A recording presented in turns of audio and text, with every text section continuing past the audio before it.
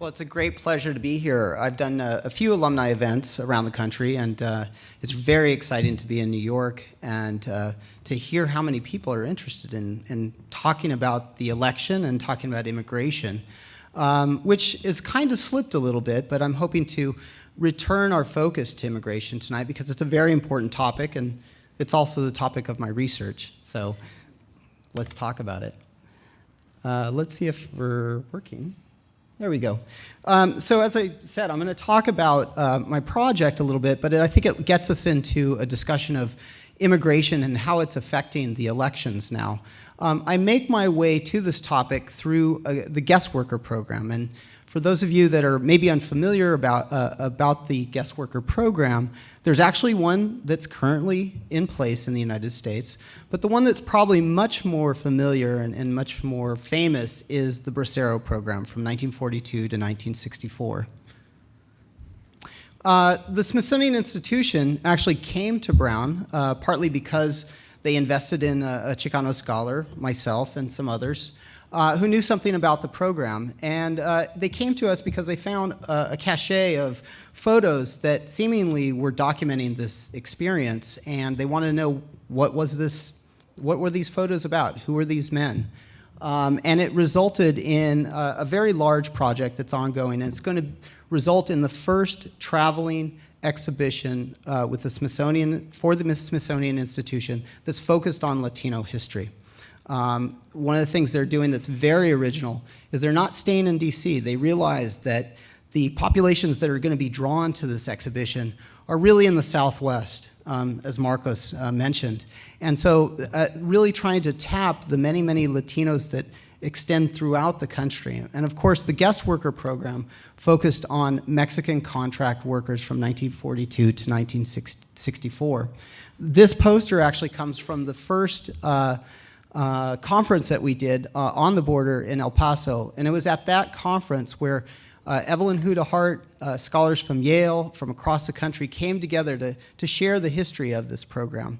We also did a collection that day, and we collected oral histories from veterans of the Bracero program. It involved a lot of graduate students, both at El Paso and at Brown, and it's mushroomed into a collection project that goes on today, and it's funded by the NEH Foundation, or an NEH grant of $360,000. Okay, so a brief history of the Bracero program. First of all, I'm going to kind of walk around. It's easier for me. I feel kind of like a caged animal if I'm standing up here. They told me to teach it like I teach a class. So I'm going to step out and talk. But the Bracero program, as I said, went from 1942 to 1964. It involved 4.6 million contracts. So it was a fairly large program. It involved what we call Mexican nationals. Okay, they would come for 6 months to 18 months on contracts, and they were expected to go back to Mexico after the contract was fulfilled. Some of the work was in railroad work, but most of the work was in agriculture. So that by 1945, Mexican nationals performed 60% of all citrus picking in California, one of the most important industries in California, and something I've written about. Can't hear it? It's not great. Mike's not. Okay. We're going to stay up here at the podium. I'll be the caged animal tonight. Okay. So let me get rid of this then. The thing that we have to recognize, okay, is that they were very important, and it grew only more important through this time, so that 80% of Mexican nationals performed citrus work and were essentially the backbone of agricultural labor through World War II and beyond. And of course, World War II was used as the excuse for starting the Bracero program because there were not enough laborers to kind of do the work in agriculture, and so it was presumed that Mexican nationals had to be brought to the country to do this work. As I mentioned, though, the program still continues, and let me see if I can get this to work. There we go. Okay, so that now we still have a guest worker program, and it's very surprising, I think, to many people that the guest worker program continues. They're called H2A and H2B workers. H2A workers are mostly agriculture. H2B workers do anything from dishwashing on the Cape to tourist work and tree cutting throughout the United States. I'm going to talk a little bit about that later because I think it's important and critical to the immigration discussions that we have today. Let's see. There we go. Okay, so the Smithsonian came to me because of the photos that a man named Leonard Nadell had collected. These came in the wake of a very important study called Strangers in the Field by Ernesto Galarza, one of the first farm worker activists, a predecessor to Cesar Chavez. And the book was met with silence, with indifference, as immigration issues frequently are met with today. And Leonard Nadell was an Anglo photographic journalist, and he went out to help push the issue, to make it much more visible. And these were the photos that the Smithsonian came to us and asked us to identify.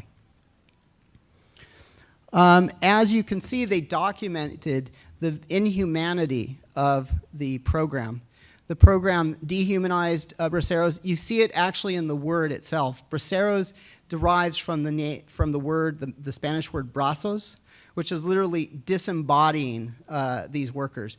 We want you for your arms, we don't care about your body, and we definitely want you to leave as soon as your work is done. They were presumed to be dirty, and they were deloused, stripped down, and had DDT sprayed directly into their face. It's interesting because in talking to the braceros, and we've now collected over 500 oral histories, interviews with braceros, many of these men now look at this photo, and it's a kind of organizing tool. It's a way of saying we need to really identify as people who were mistreated, we were exploited.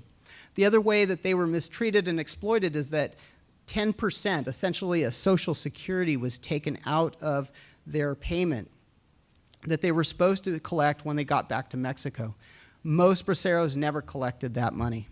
Okay? So in many cases, when we rode into California towns with Brown students, with students from UT El Paso, many of these braceros who came to tell their stories also were demanding justice. They wanted us to get them their 10% back. And that's an aspect of this story that really continues to the present. And one of the graduate students that was on the project now has a Smithsonian fellowship, and she's writing about not only the history of the program, but the activism around it that goes on today. It's really a transnational movement representing braceros on this side of the border and braceros now in Mexico. Nope. Okay, so what's interesting about the Bracero program, and I'll say very quickly here, but it really can be divided into two eras. And what's interesting about it is from 42 to 46, you see the impetus for the program. World War II, not enough workers, right? But in actuality, only 4% to 7% of the total contracts were fulfilled in that period of time. The reality is that from 1947 to 1954, actually from 1955 to 1964, 72% of the contracts were filled in that time. A time when it's very difficult to make the argument that war is the reason for these workers. The reality is that agriculture, big agriculture, got dependent on these workers whose organizing abilities were compromised by their transient existence in the United States. These are some photos of the collection that we did. We took 11 students from Brown. We had another 4 from the Institute for Oral History, and we had from University of Texas, El Paso, and we had some Smithsonian staff as well. And it was both undergraduates and graduates, and I'm going to talk a little bit about why Brown's so special a little bit later. But in these photos, we actually get a sense of how special it was. We rode into town, the first town we came into. We really didn't know how many braceros we would encounter because they're dying. Most of them are between 70 and 90 years old. And the first place we went to was Coachella, California. And if you've ever been to Coachella, it's a little desert oasis. There's hardly anything there. But when we got there, there was 150 braceros waiting for us. Some of them had been waiting for 2 hours. And each time we rode into one of these rural towns, we were like a traveling rock show. It was amazing, and it was inspiring initially. But actually, after 10 days, the students were just exhausted. And I think it demonstrates the need for this kind of history. We also did some collecting in the old Bracero camps, which are deteriorating rapidly. And we salvaged some of the materials that will travel in the traveling exhibit with the Smithsonian Institution. And these are some of the students and some of the sites that we traveled to. Okay, I think it's very important to understand the Bracero program, not in the context of the greatest generation, as people try to figure it. You know, that, well, we had our greatest generation, as Tom Brokaw says, it's Anglos and citizens of the United States, and we could easily say, well, see, the Mexicans were there too. These Mexican contract workers were part of a greatest generation. I actually teach this very differently because I think it is a history of exploitation, and it's a history, I think, of colonialism in Mexico that extends back to the late 19th century and runs really up to the present. So that we can look at between 1876 and 1930, a period in which Mexico is being modernized and industrialized, but it's also a time in which the United States corporations are investing heavily to extract wealth from Mexico. So that 80% of the Mexican rail system is actually owned by the United States. And then those rail systems exist to extract iron ore and gold from the country. Of the $323 million the mining industry had in 1912, Mexican investors only owned $15 million of that. U.S. investors held $223 million.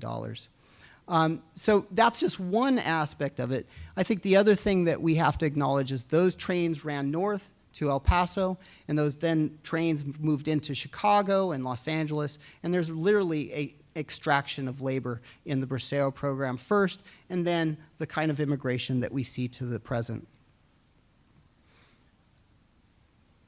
Okay.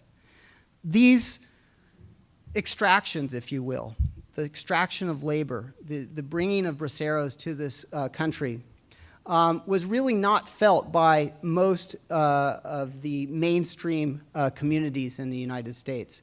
Most of the Bracero camps were placed alongside existing Mexican-American communities that were segregated, and many of the people were aggrieved minorities in those communities. Those are the communities that I come from, and this is a photo of the barrio in which my grandparents came from. It was in these barrios that frictions happened because in many ways, these braceros, who were lonely men, okay, who increased the size of the Mexican male population by double of that of women, came into conflict with local Mexican-American men over a lot of issues. Some of it was labor, some of it was wages, but some of it was women.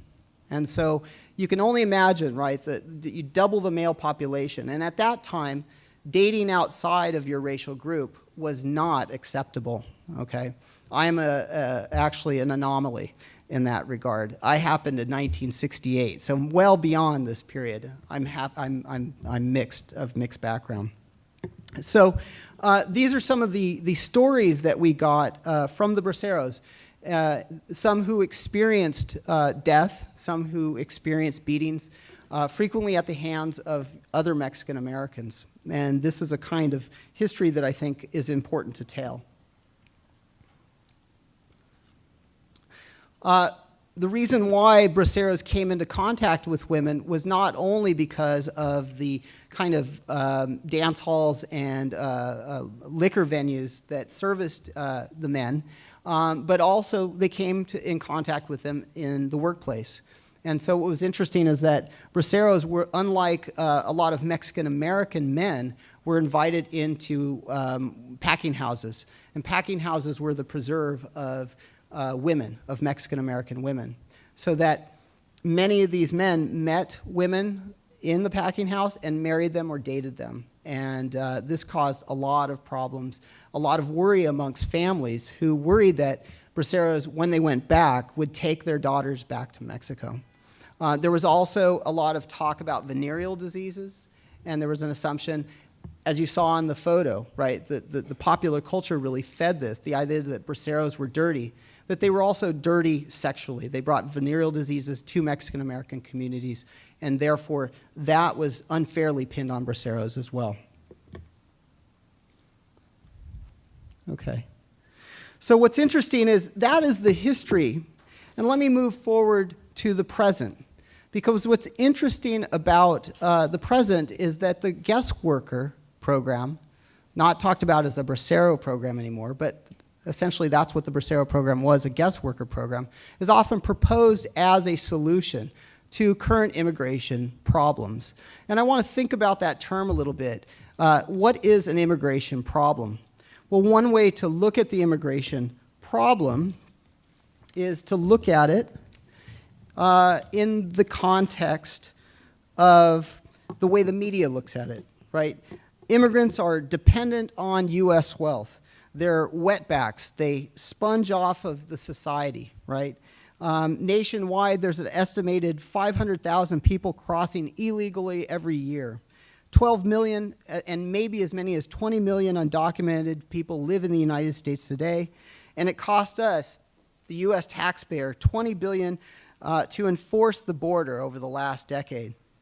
An unfortunate byproduct of this enforcement, but most people are really inured to it, are not really concerned about it, is that because of the kind of enforcement in the well-traveled border zones, such as Tijuana or El Paso, that people are squeezed through the desert in Arizona, and as a result, they travel through the hot desert, and 3,700 migrants have died since 2006.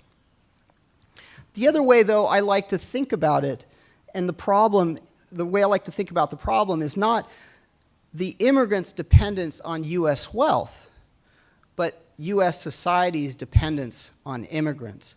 And just to illustrate this a bit, I do agricultural history, so I'm going to look at it, and I also do California history. I want to look at California agriculture's dependence on immigrants today. Okay, so California agriculture really depends on Mexican labor today. How much? Well, 1 million undocumented laborers work on 76,500 California farms, 90% of the state's agricultural payroll. For California farms, they generate $34 billion every year, which is 2% of the $1.55 trillion state economy. This is an economy that's the 7th largest in the world today. So this is a very important, 2% doesn't seem that big, but it's huge in the scope of the world economy, and it's very large in the context even of the national economy, in which California's agriculture is profitable more than twice of any other state agriculture in the country. And just because of the enforcements recently, labor shortages in California cost $3 to $4.1 billion every year. And it's possible that they could climb to $34 billion if the kind of enforcements that are talked about from some of the most conservative, most anti-immigrant groups were enacted today. Imagine what that would do to the economy of California. Recently, a study by the Southern Law and Poverty Center actually labeled the kind of guest worker program that we live with today, the one that is legal. The dependence is on undocumented immigrants, but also guest workers today, as a condition in which immigrants or guest workers labor in a kind of condition that's close to slavery. This is a quote from Charles Wrangel, who listened to the report in Congress and was aghast at the conditions. What we find frequently is that immigrants have to routinely mortgage their homes in order to get to the United States. When they get to the United States, more often than not, they are not paid the wages that they're promised, that they're sending back to their homes and sending back to their families. So that the kind of promises that the guest worker program made from 1942 to 64 that were not made good on are the same things, the same cheating of these workers is happening today. And in spite of all this,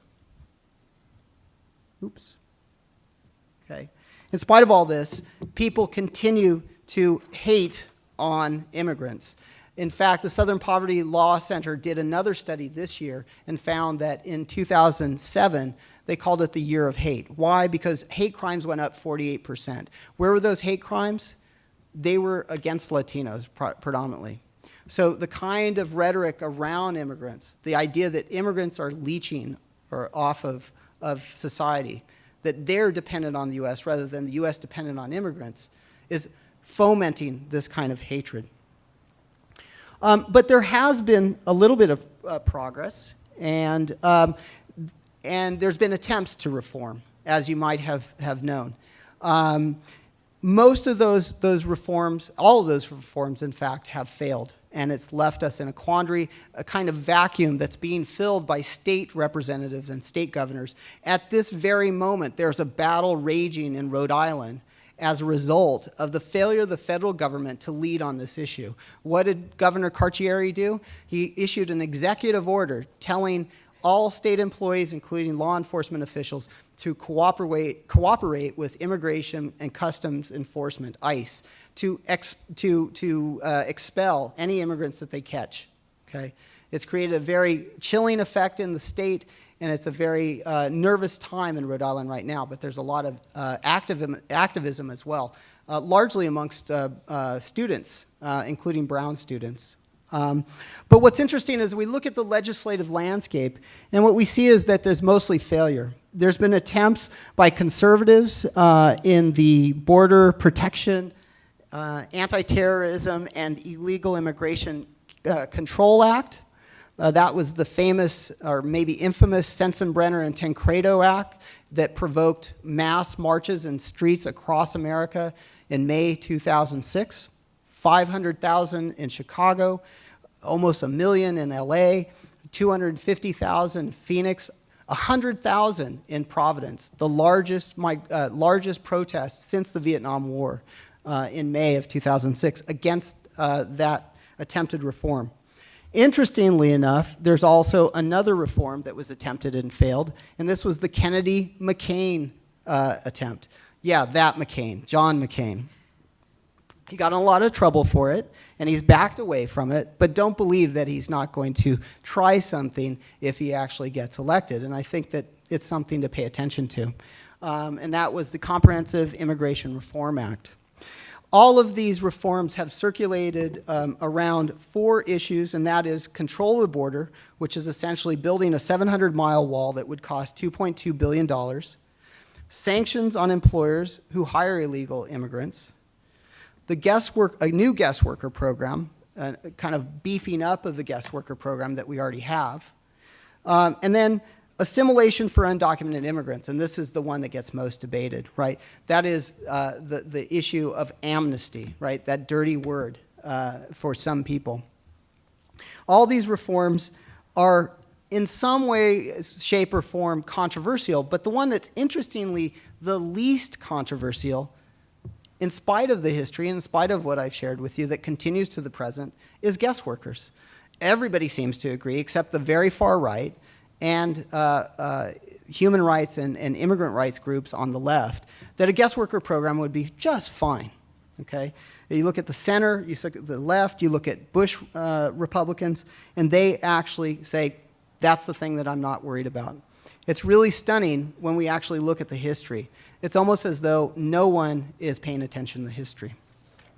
Okay, but let me go forward and tell you what The very, very conservative position would be the Border Protection, Anti-Terrorism, and Illegal Immigration Control Act. Just in its title, right, anti-terrorism, it's being formed in the context of September 11th, and immigrants are being identified alongside terrorists and Al-Qaeda. In fact, there's a professor at at Harvard University, Samuel P. Huntington, who has made this very argument.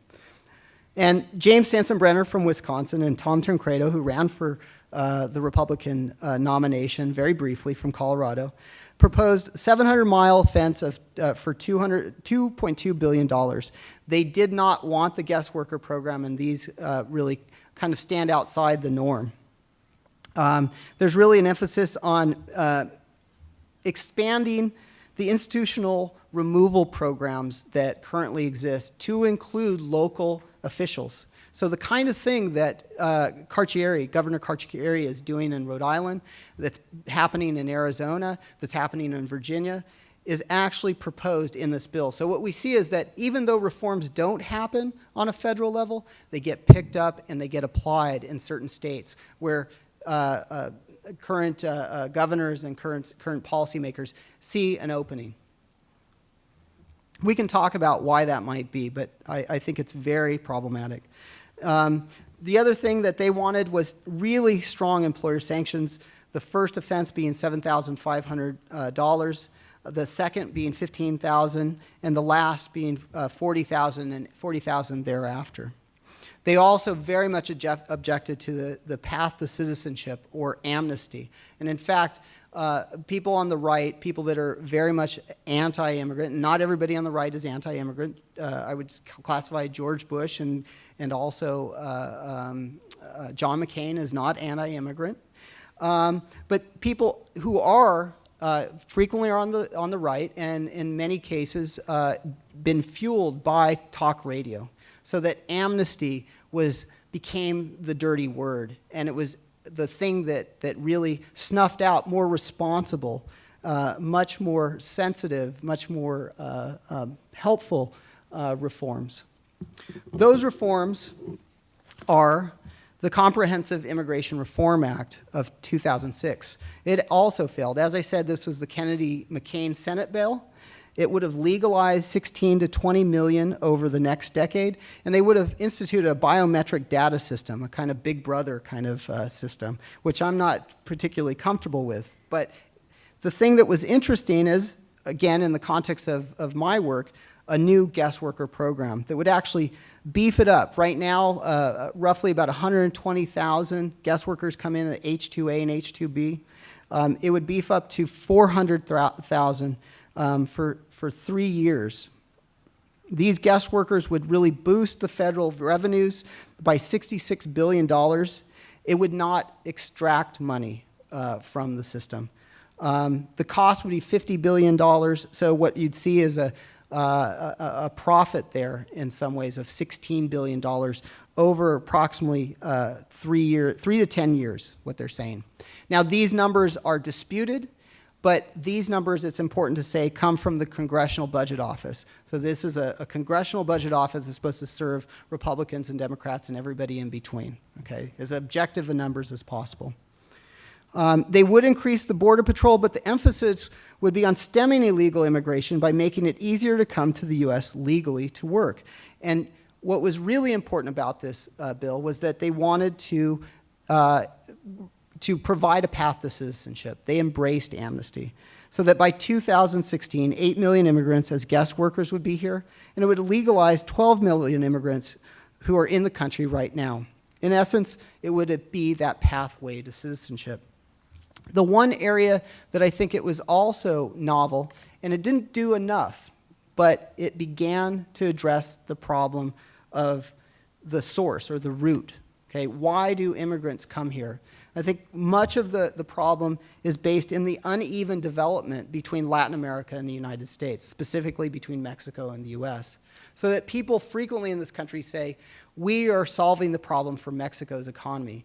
We are doing we're serving them, we're helping them by employing these immigrants.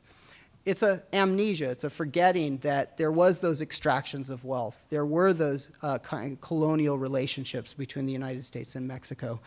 They extend all the way back to the 19th century. And so we are in many ways complicit in the underdevelopment of Mexico. I'm not saying that Mexico is not without its faults and its corruption, but the United States is very much complicit in it. And one of those ways that it's complicit is in free trade. So that we can actually look at the effects of free trade and find that free trade has not actually bettered the situation in Mexico.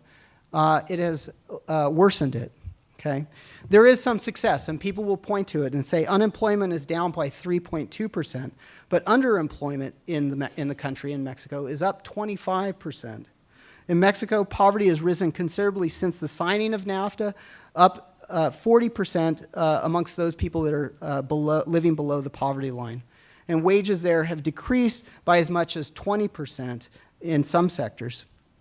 And in many ways, this is consistent with the United States over the last 10 years. Your wages have also declined, though not as much, as high a percentage as in Mexico.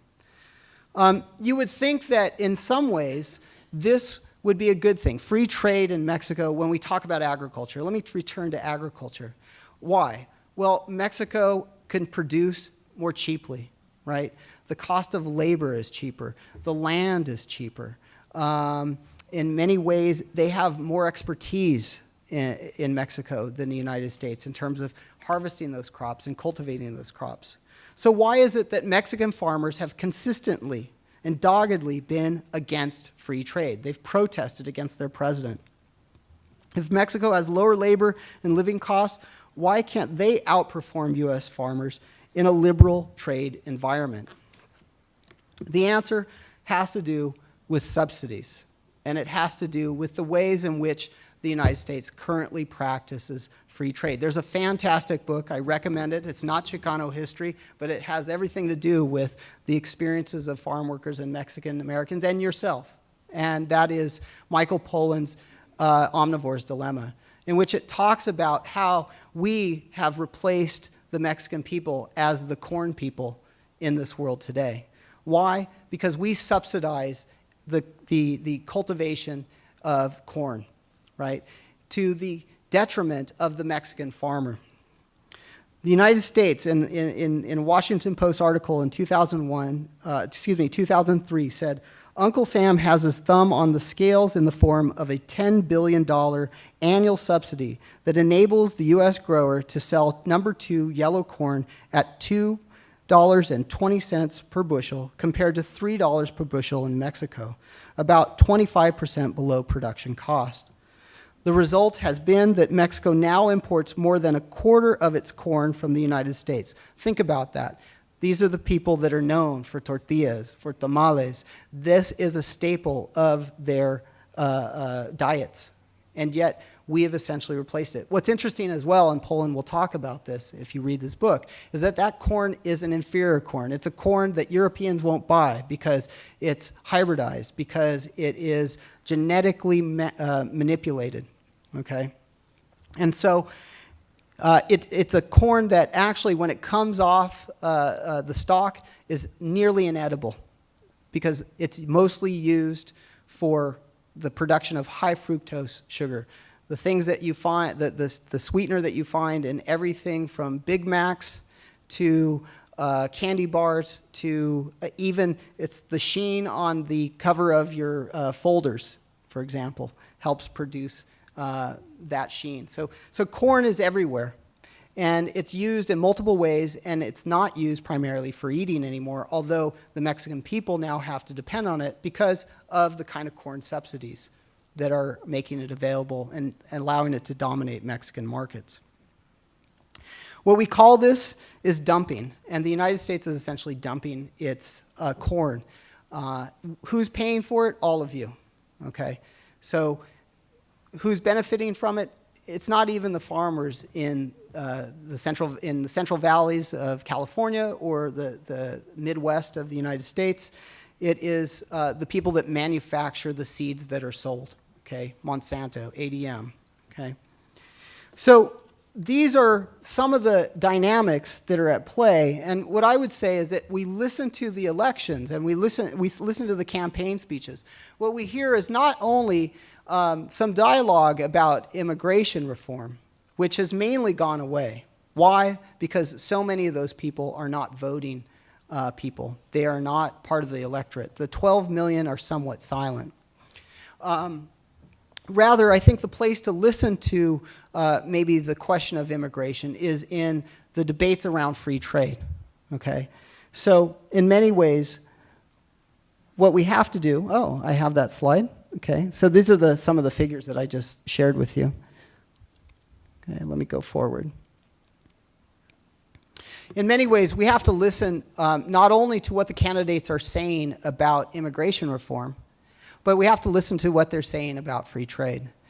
Because those decisions will affect these Mexican immigrants, and they will affect the Mexican markets, and they will affect the kind of conditions that we see in our fields in the United States today, and in fact in the service work that we see in our cities. Because much of the immigration is not just going to the fields of California or the Midwest, but they're going into the service sectors of urban economies. So that in Rhode Island right now, much of the attacks on immigrants are being felt at the level of service workers, right?